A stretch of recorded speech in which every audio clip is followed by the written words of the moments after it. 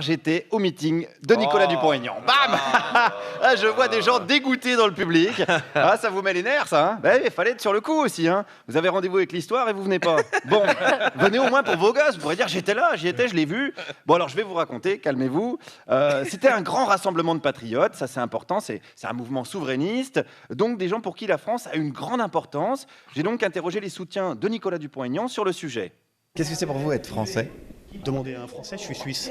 Voilà, alors, ouais, un patriote français-suisse, voilà, alors ça on connaît, hein, déjà toute l'équipe de France de tennis, hein, ce sont les Suisses les plus patriotes et inversement, mais lui il est venu de Suisse carrément pour assister au meeting, ça c'est vraiment, je dirais, du panache, et pour cet autre monsieur, c'est Nicolas Dupont-Aignan qui a du panache. Oui, bien sûr, enfin, moi j'en suis convaincu. Hein, ouais. Nicolas Dupont-Aignan a du panache? Oui, moi, pour moi, ça, je l'écoutais.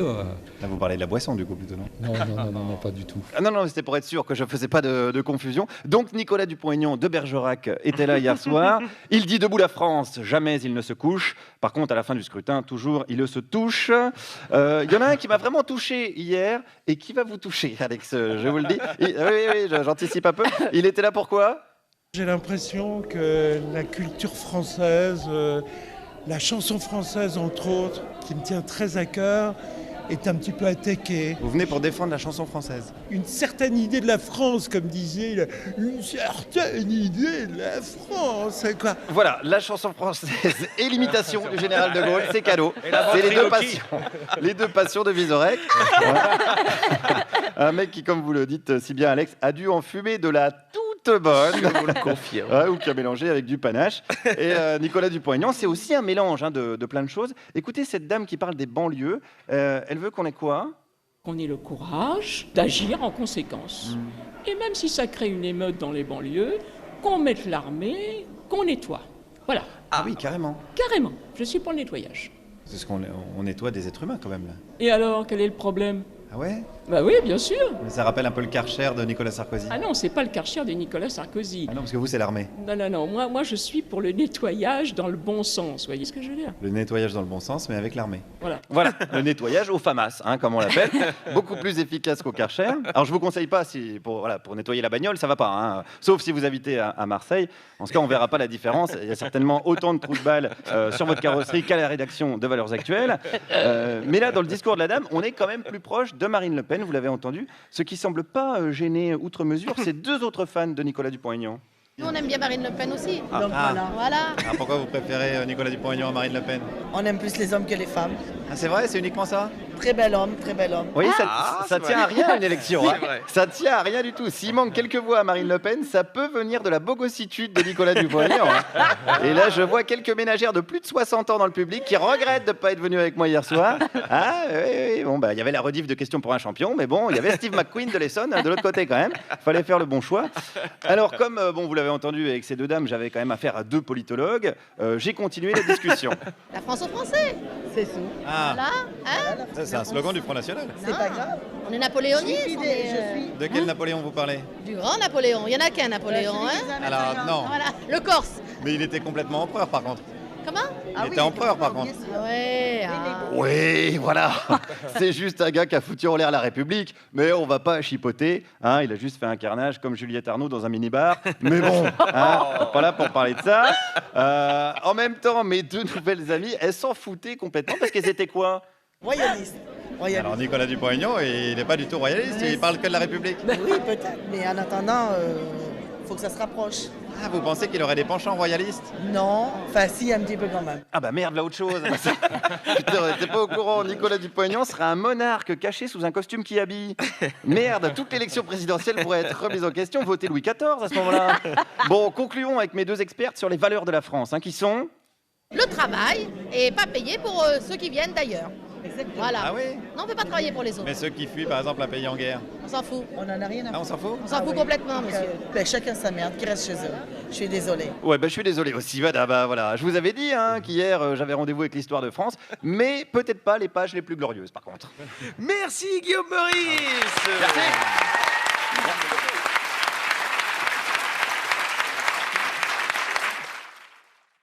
Fillon, voilà, il est tellement cramé que Jeanne d'Arc à côté, on a l'impression que c'est un coup de soleil.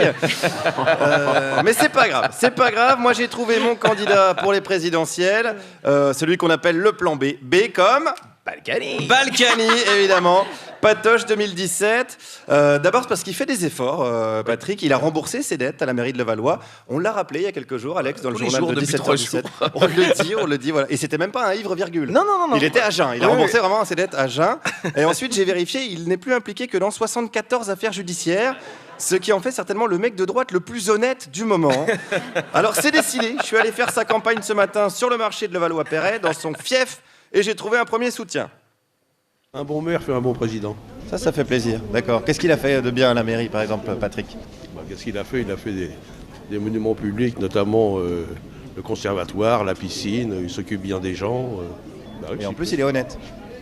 Ça, c'est autre chose. Oui, voilà. Non, mais voilà. Faut pas non plus tout avoir. Faut faire la part des choses. Il s'occupe bien des gens, de son fils, par exemple, hein, qui est mis en examen aussi pour blanchiment de fraude fiscale. Mais bon, c'est cette famille. Voilà, c'est le père en fils. Et c'est pas François Fillon qui nous dira le contraire. Hein, la famille. Attends, François, il est capable de rémunérer son chien 4 000 €, ses morpions 200 € chacun. Ben voilà.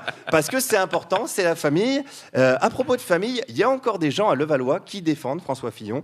J'en ai rencontré un avec qui j'ai parlé de Pénélope. Cette femme qui paraît assez un peu sauvage et timide, veut peut-être pas non plus dévoiler qu'elle travaillait pour lui, peut-être que tout ça c'est un consensus familial. Une question de timidité pour vous.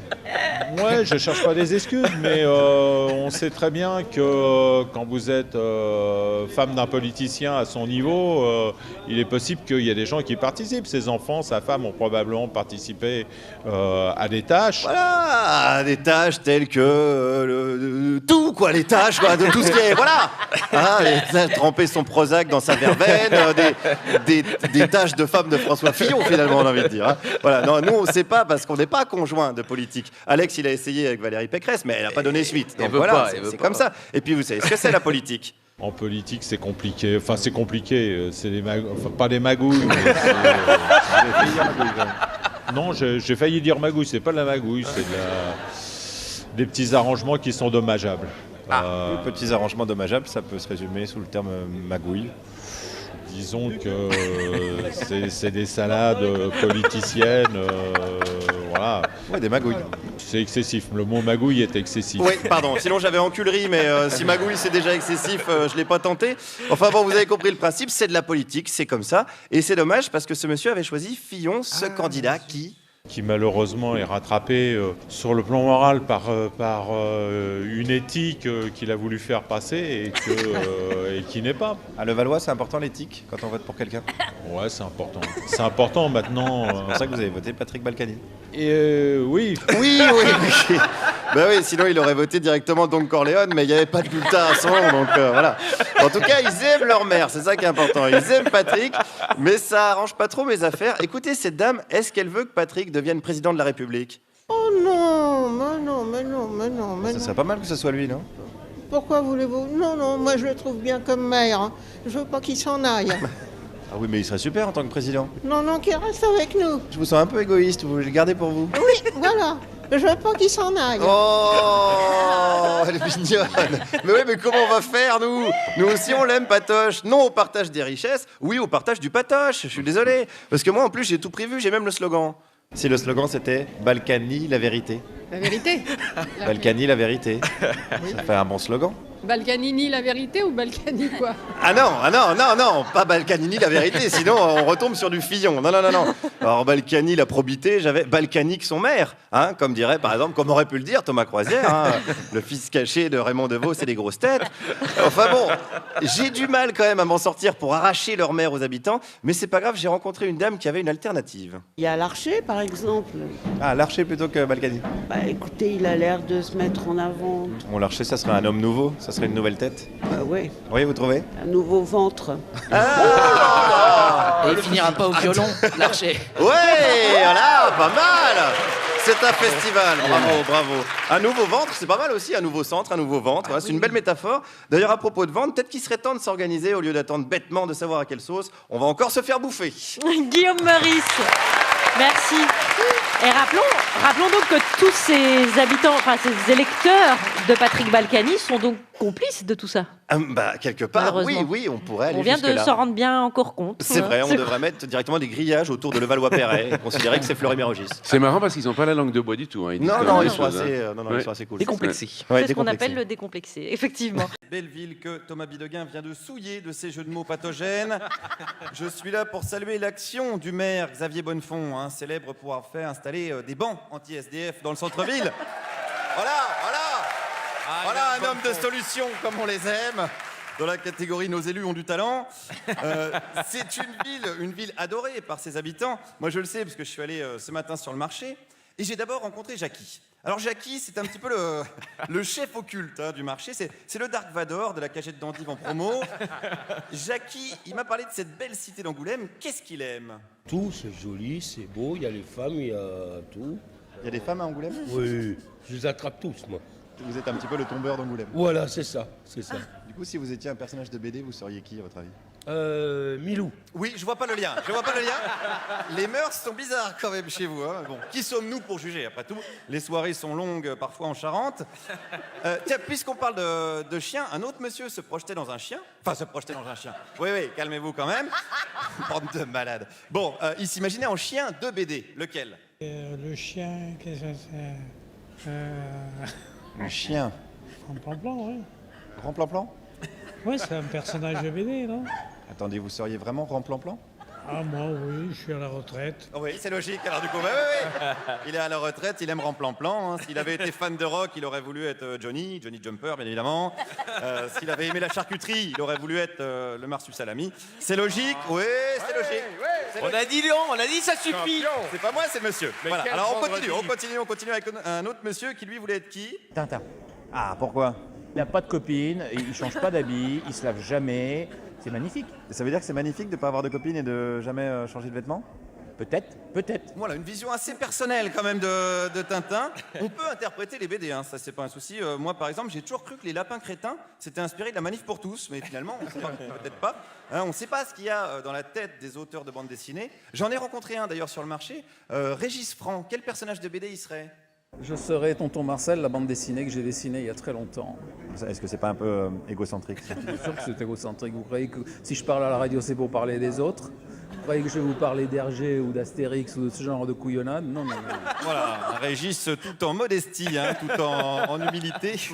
Le Alain Delon du phylactère, hein, comme on l'appelle. Bravo, bravo Régis, et bravo à tous les autres crasseux, hein, d'ailleurs. Vous pensez que j'insiste là-dessus, mais écoutez cette dame.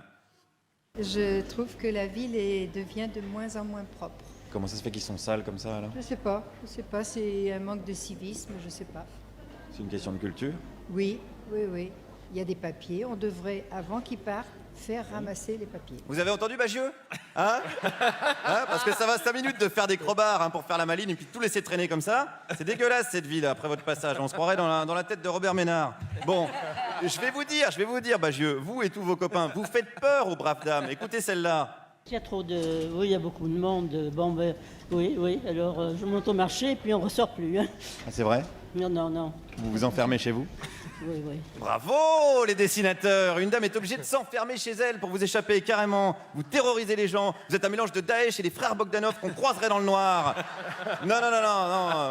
Moi je le dis, c'est pour vous, hein, ça va mal finir vos conneries. Hein. Les gens n'en peuvent plus. Tiens, retournons voir Jackie. Moi, personnellement, je trouve que la BD, bon, ça nous fait beaucoup de défauts.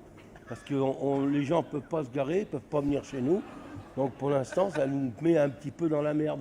Ouais, donc c'est de la sale race, le dessinateur de BD, vraiment. Oui, mais il faut bien que les gens de la BD vivent aussi.